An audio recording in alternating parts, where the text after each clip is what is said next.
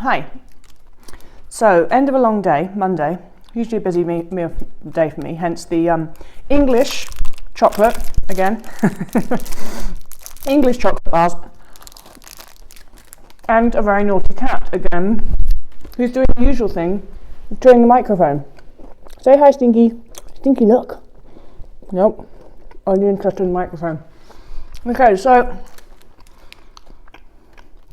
some days it's strange, I just notice a theme. And today's theme, with emails from people and just random stuff, is this sort of afraid of messing up recovery, afraid of not being perfect in recovery. And I think that it's often assumed that people with anorexia are perfectionists. It wasn't true for me. Look at my hair. I'm not a perfectionist.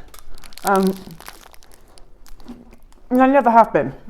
And maybe that's worked in my favour in recovery. I certainly wasn't too worried about messing it up. Of course I had the anorexia fears of eating too much food. But that's anorexia, and I think by the time that I was really going for it in recovery, I had realised that listening to that fear was going to get me nowhere, so I kind of stopped doing that. I guess I knew that I was responding to hunger. I knew I was eating. I knew I was doing my best to respond to hunger, mental hunger, and eat without restriction.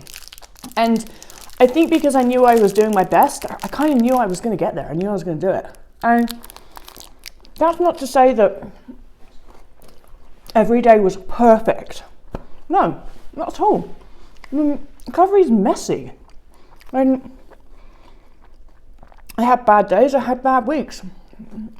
I had days when I knew I restricted somewhat at every meal, but the whole point of that is not to get to the end of the day and go, oh, well, I'm shit, I just can't do this, I may as well give up. No, the point is to look back at the end of the day and go, all right,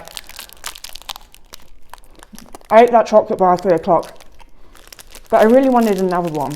And I got disturbed by all these thoughts of how it's not normal to eat 2 chocolate bars, one after the other, and so I didn't have one.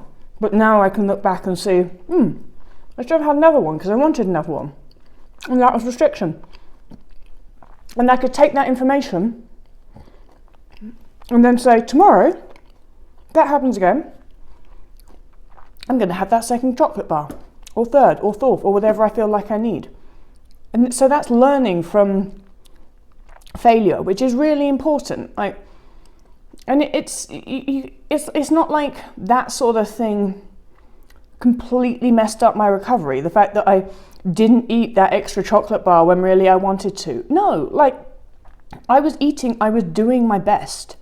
And that's what's the important thing is. And I was doing my best and I was learning from where I messed up. And then I was taking that information and going forward with it and saying, and next time that I have that feeling that I want more, I'm going to let myself have more. Because I learned from the feeling of, getting to the end of the day and looking back and thinking, I could have done better.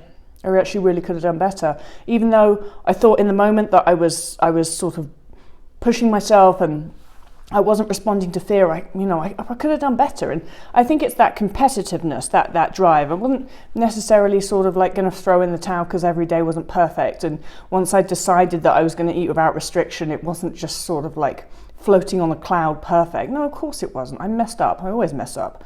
And I think that that's the important thing I want to get across today.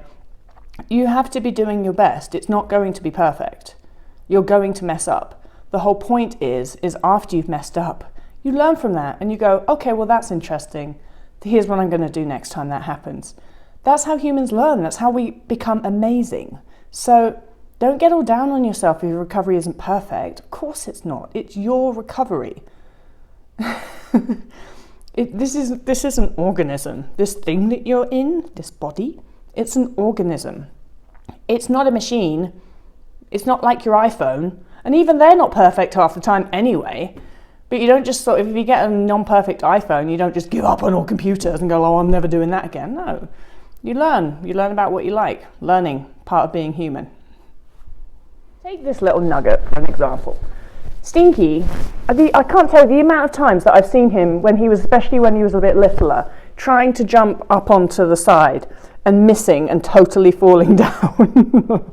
I don't like it when I laugh at him, but not perfect. But Stinky didn't just sort of like give up and never try and jump on the cupboard again.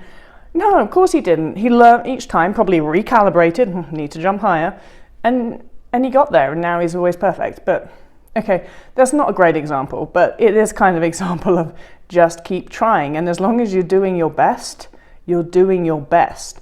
But with that said, you have to be accountable for actually doing your best.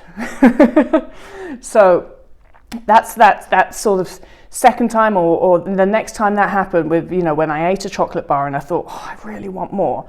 I had to be accountable for actually doing my best, and I knew that my best was better than stopping there. I knew that my best was going back to the cupboard and getting another chocolate bar and keeping going. So you have to be accountable for doing your best as well.